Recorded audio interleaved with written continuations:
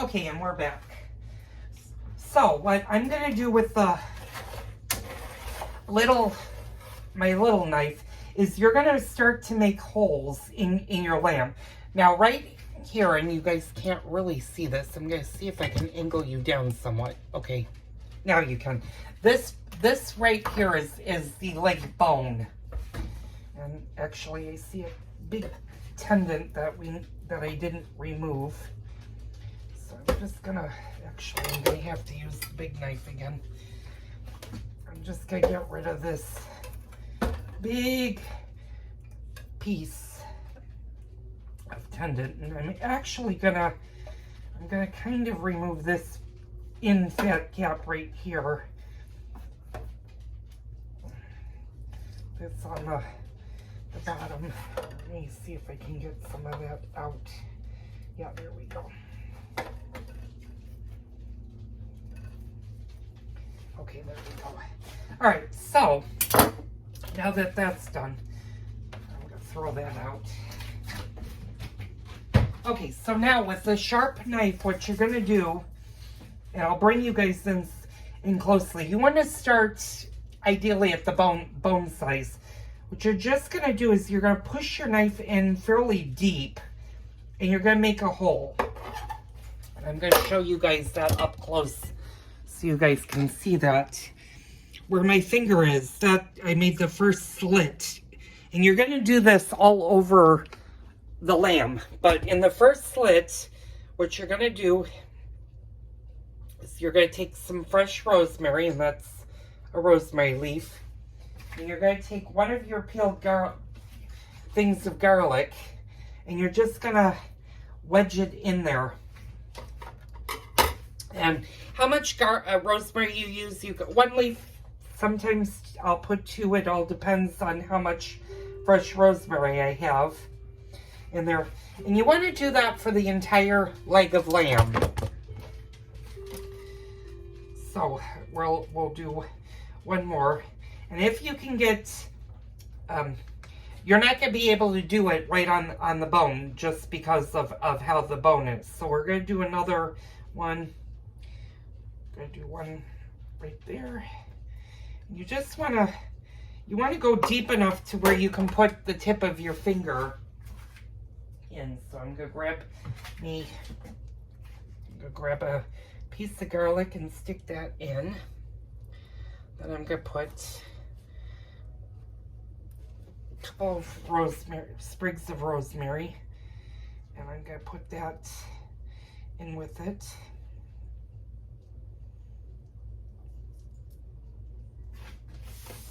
And then I'm just going to continue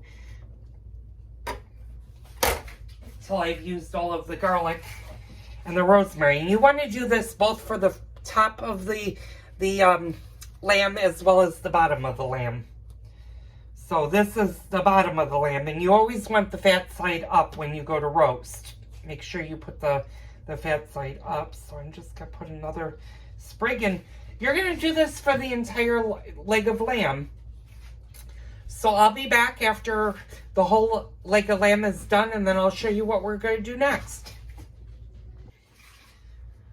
Okay, I'm back. I have not finished the lamb. I'm still in the process, but I thought of, as I think of questions that might be running through your head or things that go through my head, I figured I'd address them. And one thing that I was, pardon me, I dropped a piece of garlic on the floor, so I'm just going to wash him off. One thing I thought of, can you do this ahead of time? The answer is probably yes. You could probably do this a day ahead of time if you want. The longer that the rosemary and the garlic sits inside the lamb, the more the flavor of your leg of lamb. You definitely want to do this at least a couple of hours before you put the leg of lamb into the oven.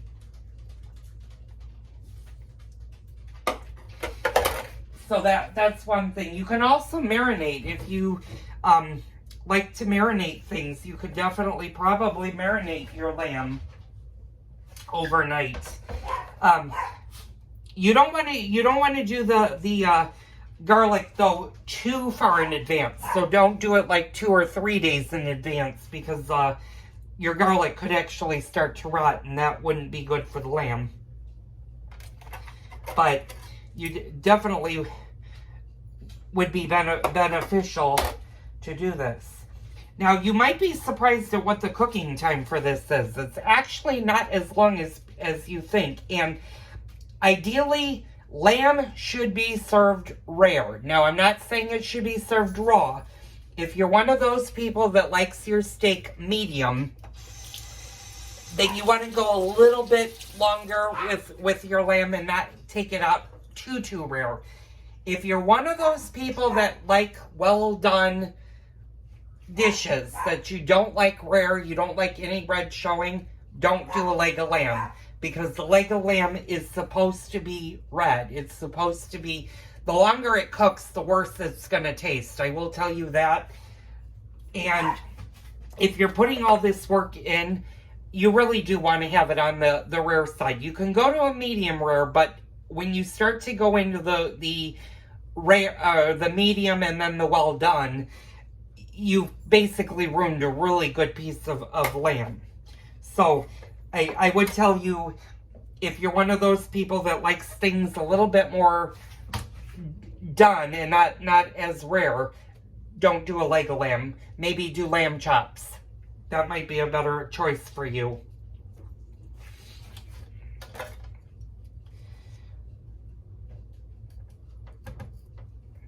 And do you need to put garlic into the lamb? Well, no, you don't. You could do just the rosemary, but garlic pairs really well with lamb. I will say that. So it's always beneficial to do that. But if you can't tolerate garlic, or you don't like garlic, of course you don't have to put garlic in it. Another thing that I thought of is, would this work with like the garlic you buy in the jar? Yes, I wouldn't necessarily do it this way. With that, this is more for the fresh garlic, fresh rosemary. If you're gonna go that route, then I would look up a recipe that uses it as a rub, where you'd rub the whole lamb with olive oil and garlic.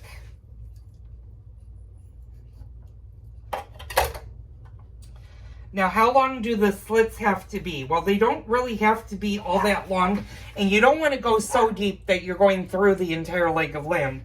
Just enough to put your garlic and your rosemary in, and I'm going to kind of show you guys what it looks like. Hopefully you can see that. It's 1, 2, 3, 4, 5. Put one there, couple up here. And as they get towards the top of the lamb, I'll show you what we're going to do. Oh, well, this is actually a bone. So, although I could, yeah, right in here I can get some in. So wherever, if the knife hits a bone, move to a softer spot of this. And like I said, you want to do this ahead of time. You definitely want to give it a few hours. And yeah, this is all leg or bones, so you're not going to be able to do it bone. Now, however big your holes are, they don't have to be incredibly big or wide. It just depends on how you sliced your garlic.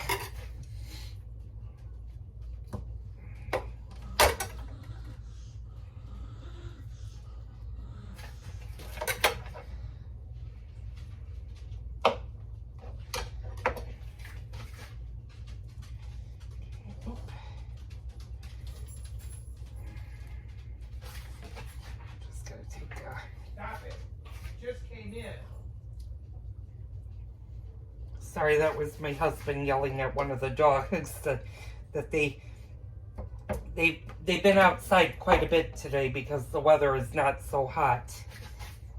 Although next week I have a gentleman that watches me from the New England New England area, and he commented on the peach pie video that you guys saw the other day that he gets our weather, and I wrote back saying, you know, I'm sorry you're getting our weather, because we're about to get really, really hot next week. So probably towards the tail end of next week, into the next weekend, not this coming weekend, but the following weekend. No, this coming weekend. No, not this coming weekend. Forgive me. Today's Thursday. The following weekend, he'll probably get our really hot weather, and hopefully by then it'll have cooled off. Okay, so I'm just finishing putting the last of the garlic. Now, if you're like me and you cut too big of a garlic, you can always cut that in half.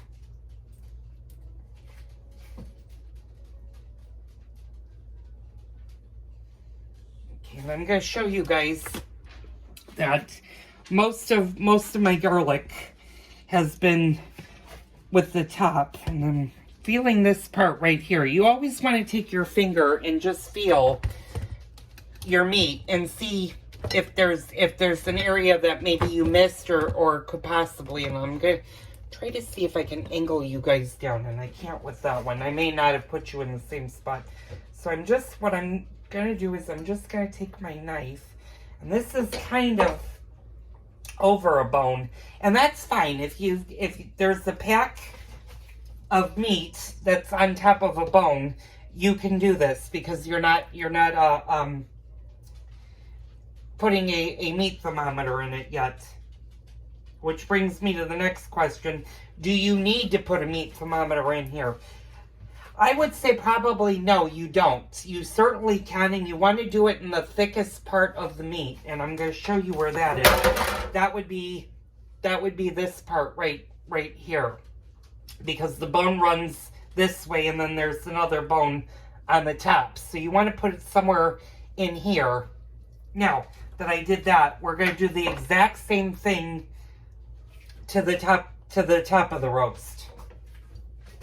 So in this one, you might be able to get a little bit of garlic towards the bone. And like I said, this just flavors. This will give the lamb a really good flavor.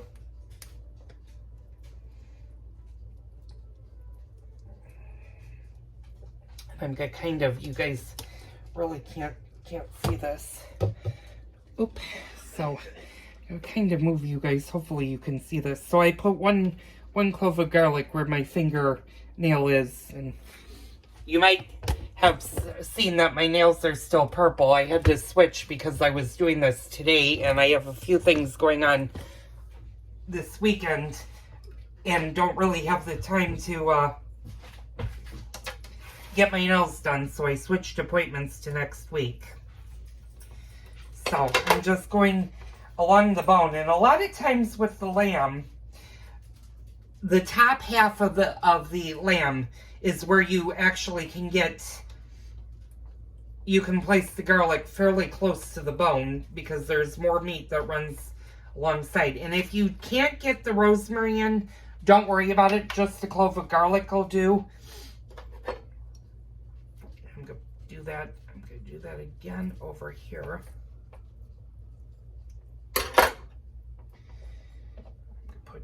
This time I'm going to put garlic, and I need to grab another rosemary.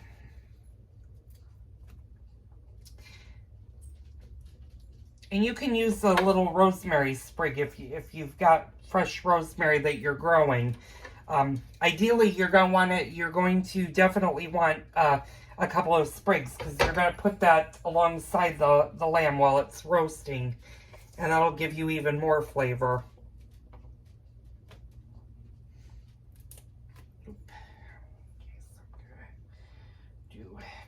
I'm going to put that in to there.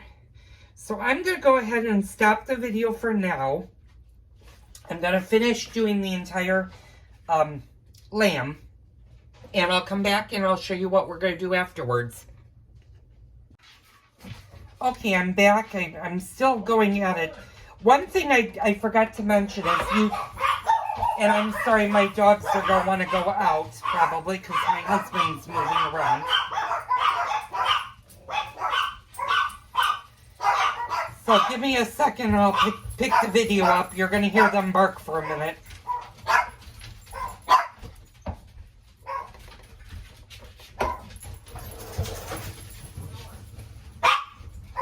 Well, go on out. Bella, go on out. Isabella, go on out. Sorry, my dogs are going crazy. One thing you do want to do is, when you do the front and the back, you're also going to want to do the sides. You're going to want to make a couple of slits on the side of the roast for your lamb. And like I said, you don't have to go, there's no right or wrong way to do this. You don't have to go too close. But if you do them in like rows, every couple of inches, the more you put in, the more flavorful your leg of lamb is going to be. And sometimes the leg can be a little bit on the gamier side. So if you, like I said, if you're new to lamb and have never had lamb, I wouldn't suggest starting with the leg. I would start with, maybe go to a nice restaurant and order lamb chops. If you can go with somebody that you know that likes lamb, order lamb chops, see if you like those before you go into the leg. And I'm one of those people. Growing up, I never had lamb. My father did not care for lamb, nor did my grandparents. As a matter of fact, my mom's dad was in World War II, and usually the World War II era service members that served in World War II, they wanted nothing to do with lamb. As a matter of fact, I remember my grandmother had wanted to make lamb one day, and my grandfather said if she brought it in the house, he'd throw her out of the house. So lamb was not allowed in my mother's dad's house.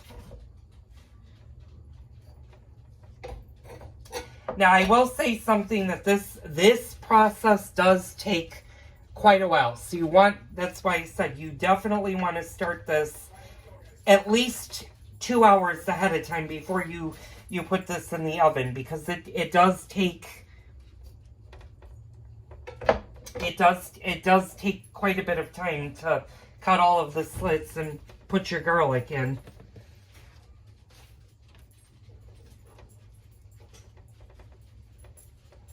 But it is definitely worth it if you like lamb, because you'll have a nice leg of lamb roast.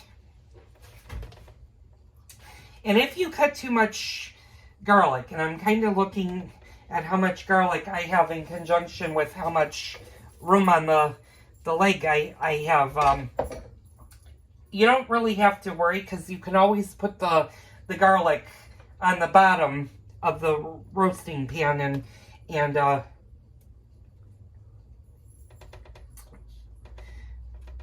what we're going to do is with some of the rosemary is we're going to put some of the rosemary on the side of the lamb. I'm just shoving some more in. And I'm sorry, this is kind of boring probably for you guys.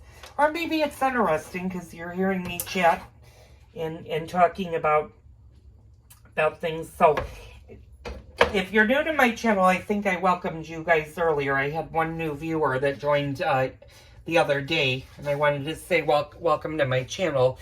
My channel, my cooking channel, is a lot different than what you probably are used to seeing on YouTube. A lot of the YouTubers, they get into the recipe, they'll explain some things, they'll kind of give you the beginnings of how to do something, but they never, a lot of times they don't really go into like the talking or the, you know, if something goes wrong, what to do if somebody fouls up type thing. And I wanted to be one of those YouTubers that yeah, mistakes can happen in the kitchen. And not everybody is a great cook, but you can learn to be a good cook. Cooking is an art, and you know, some people will just cook to eat, meaning that they don't really want to branch out and learn anything new. They just basically cook what they need to survive on, and that's the end. And the sad thing is there's a lot of really, really good recipes that people miss because they don't want to take the time and do it. And yeah, some cooks can be very long. I mean, when you saw my sauce videos, you saw how long of a video that was, and that's not the entire cooking time, because if I spent 6 hours just chatting with you as I was doing it, it would probably take me even longer to make a recipe. So I'm hoping you guys are enjoying these. I know sometimes they can be long, they can be tedious, and yeah, sometimes I have a habit of babbling. And of course I have the dogs that sometimes get on my nerves, but they're all outside. Like I said, do you need to put the rosemary in every single hole? No, you could probably skip a hole and just put garlic in it. We're getting to the top of the roast. I'm probably going to have to go out and pick some more rosemary. I only have one rosemary left.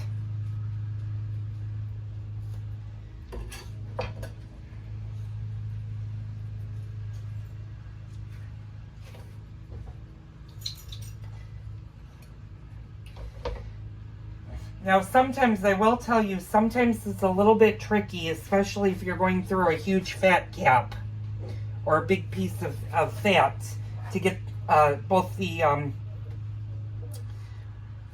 garlic as well as the rosemary in there, but just do the best that you can.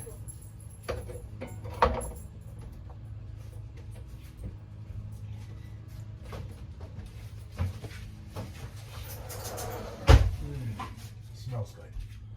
That was my husband that just said it smells good. Yeah, you could definitely smell the garlic. Oh yeah, love it. And you're gonna smell. Now, fortunately for my husband, he's used to me being an Italian cook, because my heritage is Italian. He's used to me using garlic. And like I said, if you're wondering, garlic is not used necessarily in every single Italian recipe. Here in the United States, we have a tendency to over garlic things, whereas the rest of the world wouldn't normally necessarily agree with that. And I'm just finishing out, but I think most good cooks would agree you do need the garlic and rosemary your leg of lamb, because that just gives the lamb much flavor. It doesn't really, if you didn't do anything to the lamb other than salt and pepper, I think you would be disappointed with the outcome, because you're not going to get too much of a flavor. It's always good to have some flavor with this. Now, could you do this with oregano?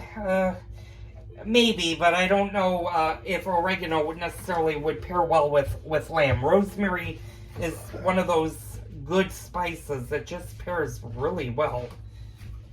And I'm coming up to the very, very top of this, and I'm starting to hit the bone. So it's a little bit tight, and I'm just gonna put a little bit of garlic at the top, because that's pretty much where all the fat lies. I'm gonna do maybe one more if I can get my knife in here. Yeah, that's definitely a bone. Okay, so I'm going to kind of angle you guys so you guys can see the top of the roast. Now what we're gonna do is we're gonna flip it to its side. And this part, and I'm gonna move you guys are, like I said, in a really awkward spot. This side, what we're gonna do is we're just gonna use our knife. And if you go towards the end, and you can't really see this, if you go towards this end, you don't really need to put anything in it because, like I said, the bone runs to about here, where my finger is, and hopefully you can see that. So what I do is I just kind of start, and it would be helpful if I don't grab the knife that way because that's a very, very sharp knife, and I don't need to go to the emergency room today. So I'm just going to put a little bit of garlic and a little bit of rosemary in here. And like I said, sometimes you have problems getting the rosemary in, so just do the best that you can.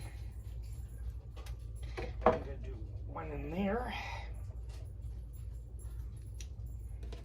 And you don't have to go crazy like you did on the top for the sides. I just do maybe a couple little slits if there's a lot of meat, like there's a little bit back here.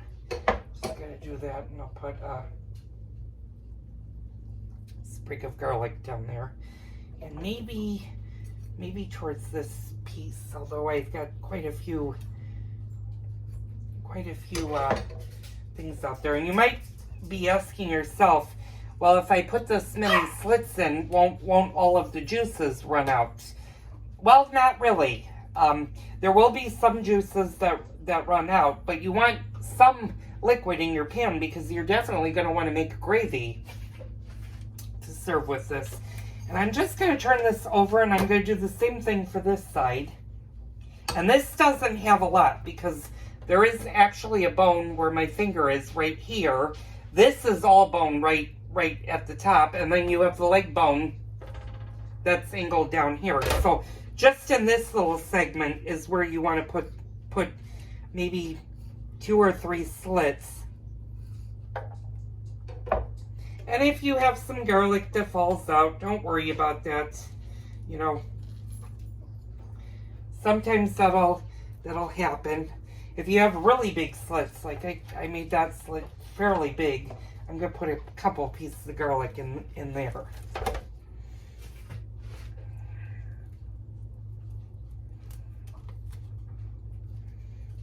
And then it's kind of hard to angle this, and I know you guys this is kind of a little bit longer of a video than I intended to do, but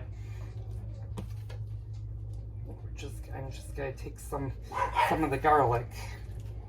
Or rosemary, I'm sorry. I didn't know what I was talking about for a minute.